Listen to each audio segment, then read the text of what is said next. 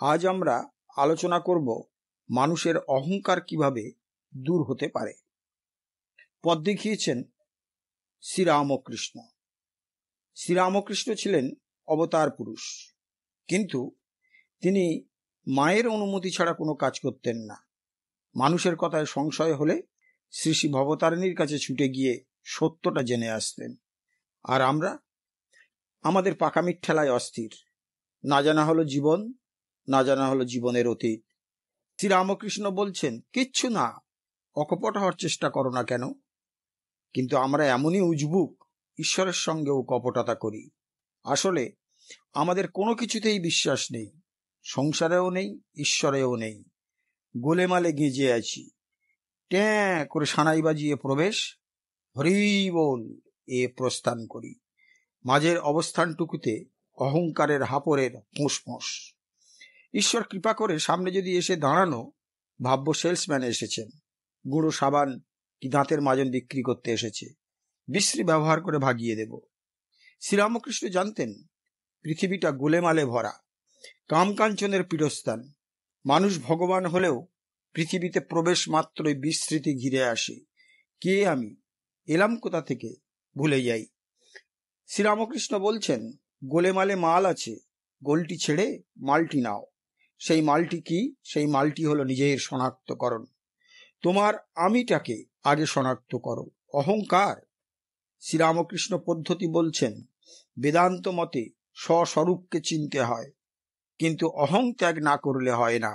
অহং একটি লাঠির স্বরূপ, যেন জলকে দুভাগ করছে। আমি আলাদা, তুমি আলাদা।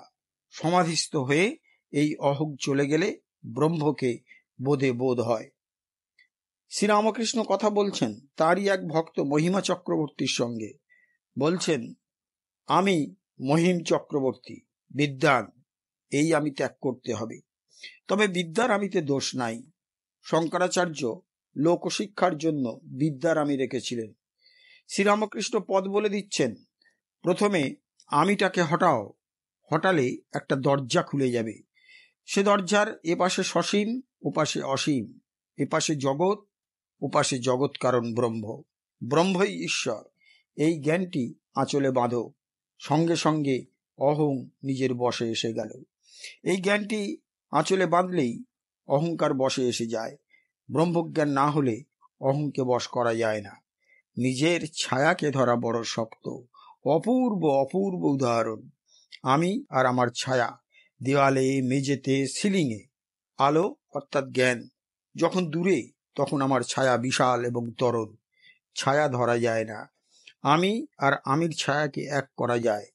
যত আমি জ্ঞানালোকের দিকে সরব, ততই আমার ছায়া ক্ষুদ্র থেকে ক্ষুদ্রতর হবে। শ্রীরামকৃষ্ণ বলছেন, সূর্য মাথার উপর এলে ছায়া আধ হাতের মধ্যে থাকে। শরবতে চিনি গোলার মতো আমিটাকে গুলে দেওয়া। আমি নেই, কে আছে? সব আছে, সবেতেই আমি আছি। ভেদ বুদ্ধি চলে গেছে। ভেদ গেলে প্রেম আসে, আর প্রেম এলে মানুষ ঈশ্বর হয়ে যায়। শুনলেন বন্ধুরা, আশা করি ভিডিওটি আপনাদেরকে খুব আনন্দ দিয়েছে, ভালো লেগেছে। তাহলে প্রতিদিনের মতো লাইক, শেয়ার ও কমেন্টস করবেন, আর সাবস্ক্রাইব করে আমাদের পাশে থাকবেন। নমস্কার, ধন্যবাদ।